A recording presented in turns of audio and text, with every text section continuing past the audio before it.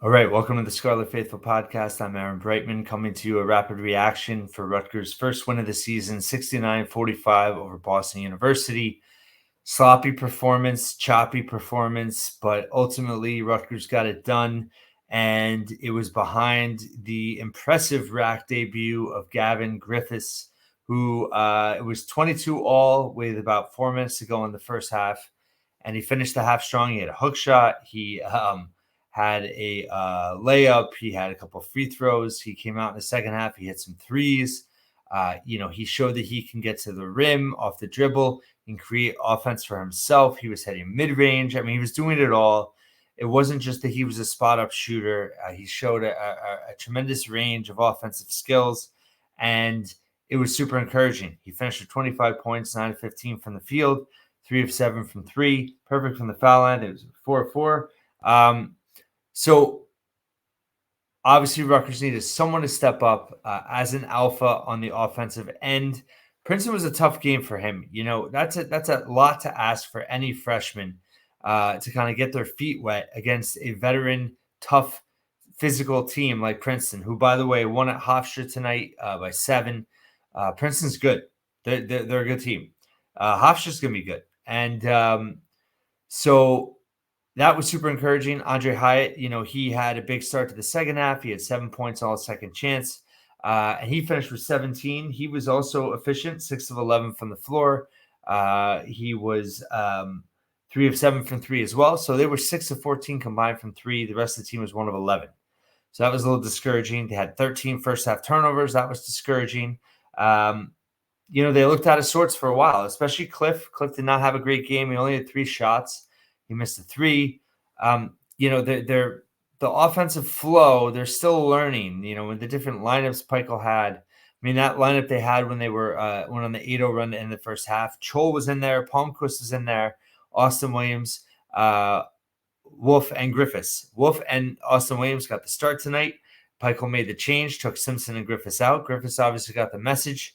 I thought Wolf looked really good at times. He definitely looks like the most improved player, like Pikel has said. He had a steal and a dunk that was just so impressive. He just has a fluidity out there. He's under control. He just looks poised at all times. And, he started at the 4 alongside Cliff. He played in place of Cliff at the 5. He's versatile. He can defend. I'm really, really encouraged with him. What did he have? He had 4 points. It led them with 8 rebounds. 1 steal, 0 turnovers on a night that Rutgers had a ton. Austin Williams was, tough as nails. His stats, not super impressive. 4 points, 4 rebounds. He did have 3 turnovers. He had a block, an assist, but he was diving for loose balls. He was playing with energy and urgency, and I thought he gave them a lift. I thought, he's also a veteran guy. He makes good decisions on the floor. He can get to the rim. He did he get some free throws tonight? Yeah, he was 2 of 4 from the line. They struggled from the line. 6 of 16 of 30, not good. J. Mike and Wolf struggled from the line as well. They shot 44% from the floor, just 7 of 25, like I said, from 3. But I liked Pikel shifting it up. I've preached this before, and I'm just going to say it again. But the competition on this team is it's a strength for Pikel. It's an asset for Pikel to utilize in terms of, no one is safe in terms of, everybody had balanced minutes tonight. The core 9 had between 14 minutes to 23. And then you had Griffiths who had 27. So everyone got run. And I think it's important that they know that, if you don't come out well, if you don't play well that night, you might not play much. But if you do, you're going to be in the game. And I think also the guards, the encouraging thing with Noah, J. Mike, and Simpson was that none of them, they didn't score at a high clip at all. I mean, Derek had 2, J. Mike had 3. Noah didn't even score. Jamichael Davis and Noah each only took 1 shot. But they combined for 8 assists and 2 turnovers. Simpson, I was really impressed with him, not because offensively, he still struggled. He was 1 of 6. But he reined it in and he learned how to adjust and he learned how to be a factor without having to score. And he had 5 assists. He led them. He was deferring. He was getting his teammates involved. I thought all three guards, the ball didn't stick nearly as much as it did against Princeton. They didn't try to force things one-on-one. They got guys, they shared the basketball, and the offense flowed better because of it. I'm a little surprised with Cliff that they're not trying more pick and rolls, especially with Noah, because he's so good with that in his career efficiency-wise. So they're still trying to figure out things in the half court, but I think that was encouraging the guard play. And I harped on that in my preview, and I thought that they all three handled things better. Rutgers is going to need them to score at times for sure, but I thought that they didn't try to do too much, and they took care of the basketball. On a night when Rutgers had 17 turnovers, they only had 2 combined. You had, Gavin, listen, he's a work in progress. He had 5 turnovers. He's got to be better defensively, but the kid can score, and he's going to be on the floor. They're going to have to deal with the ups and downs of him being a freshman and him learning the ropes, because offensively he's given them a weapon that they don't have otherwise. So they need it desperately. Hyatt turned it on,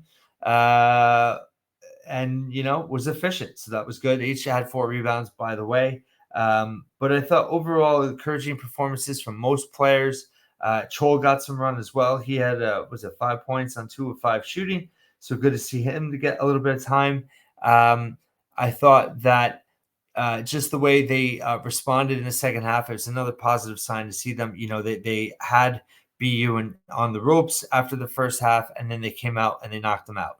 So that's always a positive sign in terms of that type of character or mentality that you're seeing from a team. And they played, they looked like they were having fun in the second half. They were sharing it. And there were no major defensive breakdowns tonight. So, they dominated on the boards. They were plus 20 on the boards. They were 18-3 in second chance points. They were 39-23 in bench points. They were 28-10 in points in the paint, 23-5 in fast break points. They had 12 assists on 23 baskets. Their offensive efficiency was just over 1, so it was okay. But BU was just 0.7. So good defensive effort. The numbers are going to go up. And like I said, they're building confidence. They're building continuity on the floor. Pico's changing up different lineups. He went big to start. He had all the guards on the floor at one point. So it's an interesting start, interesting time. Pico has to do things that he hasn't had to do in the past, and that's mix and match and really experiment and try to find out who plays best together. But it also is sending a message that these guys have to be ready to play. And if you're not ready to play, you're probably not going to play that night. And there's someone that's going to be able to take your place. And I think that kind of healthy competition is only going to make this team better. And I think Pico is going to thrive in that role. He's still obviously trying to figure out what works best. And part of that's going to be defensively and when the competition gets better as well. I think obviously Bryant on Sunday is a huge game. They no hiccups. You have to develop and learn as you go and learn how to play together and still win and not have any devastating losses. Bryant will be better than BU for sure. Will not be an easy game. And then, then you have Georgetown on Wednesday. So it's going to get interesting pretty quick here. And tonight was a step forward.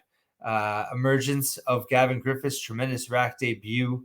I think Austin Williams is showing that he's, going to be a mainstay in the rotation.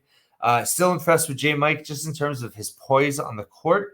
And he adjusted tonight. He had 10 shots in the first game. He only took 1 tonight. He did not try to force it as much, so I was impressed there. The guards in general, like I said, I thought played much better. And, Cliff's going to figure it out. I think that, it's an adjustment for him as well. Paul and Cam knew to get him the ball.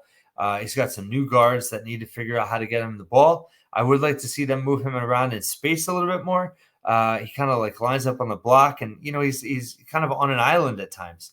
So the staff's going to have to figure out also how they can do a little bit different things offensively, get Cliff the ball more.